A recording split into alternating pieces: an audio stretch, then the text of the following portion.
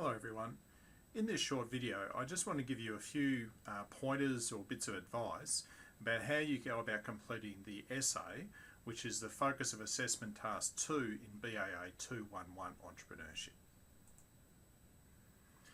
So as you'll know from reading the unit outline and having a look on the Milo side, the second of our assessment tasks in this unit is to write an academic essay looking at the importance of entrepreneurship in the Australian context.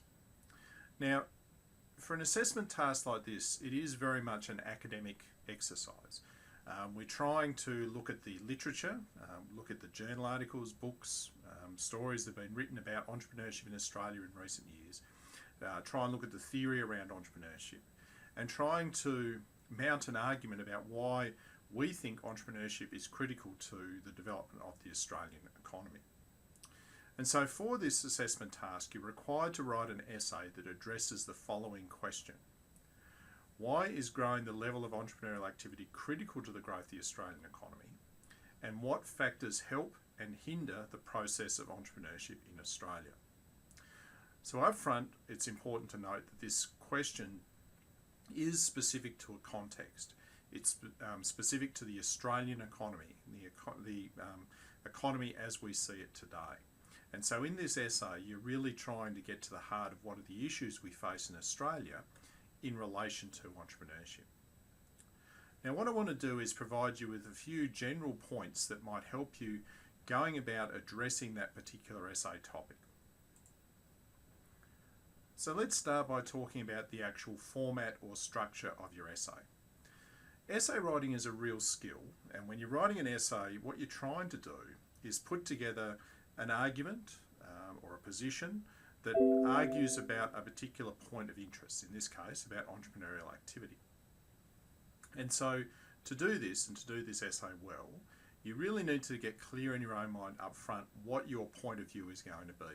What is the main argument or thrust that you're actually going to make in answering this essay question?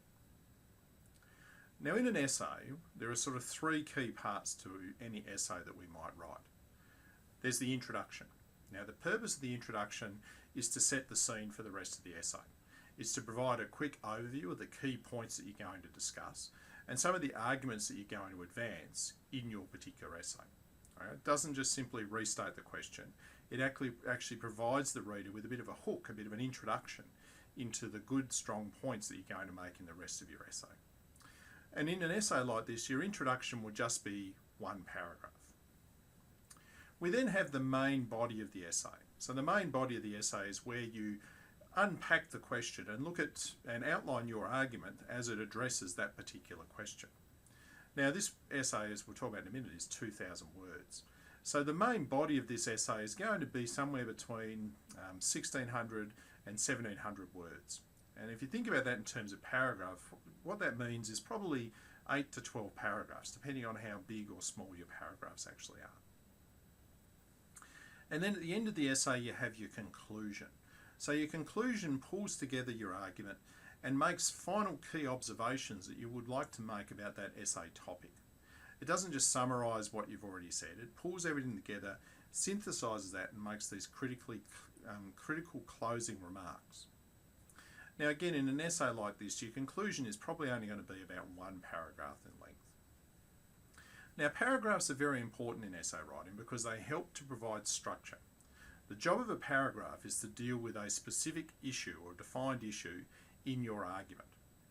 As we'll note in a minute, the second part of this question asks us to list some factors that help or hinder the process of entrepreneurship.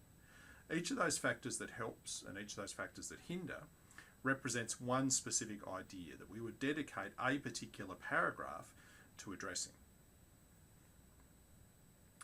Now, in any essay, it's really important that you contextualise your argument, and that in this case that you use examples to support what it is you're trying to say.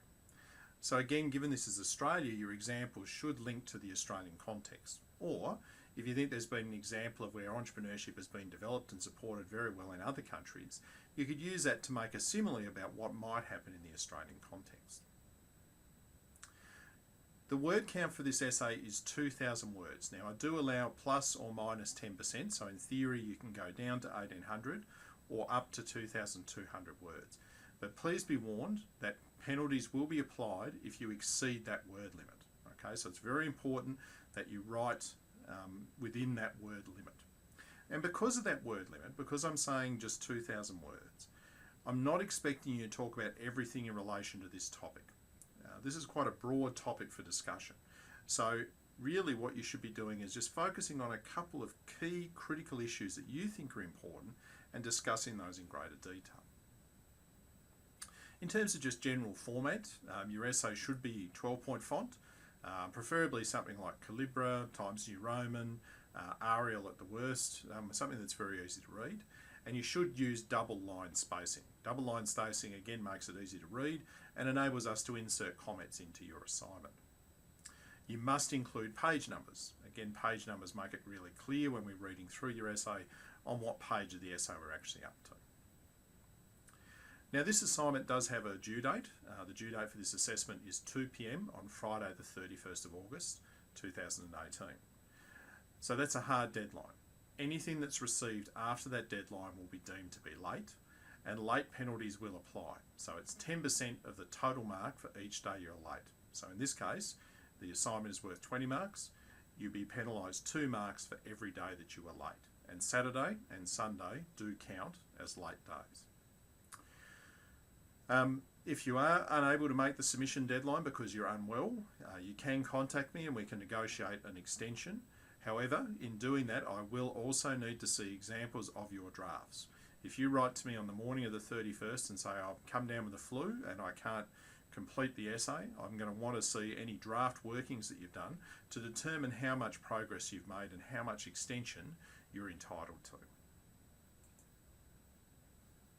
So let's look at the question itself. Whenever you're writing an essay, you have to really make sure you're clear about what the question is asking and that your answers are clearly specific to the question.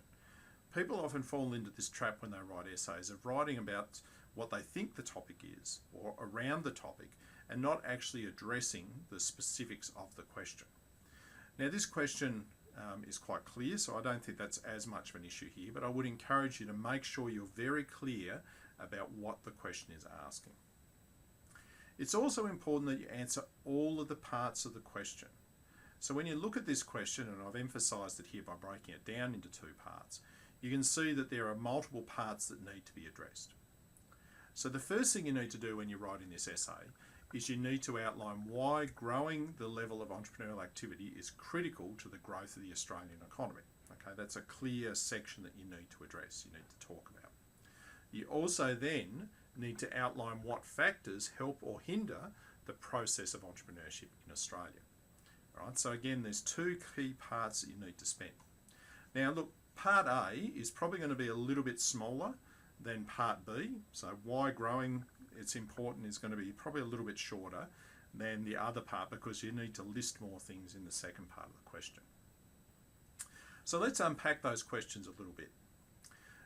As you can see, the question is specific to the Australian context. So you need to be thinking about issues that are specific to Australia. What factors are there in our economy, in this particular context, that make entrepreneurship important or might help or hinder entrepreneurship in Australia?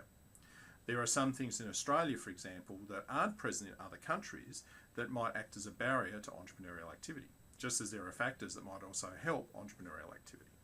So think about it in the context of Australia.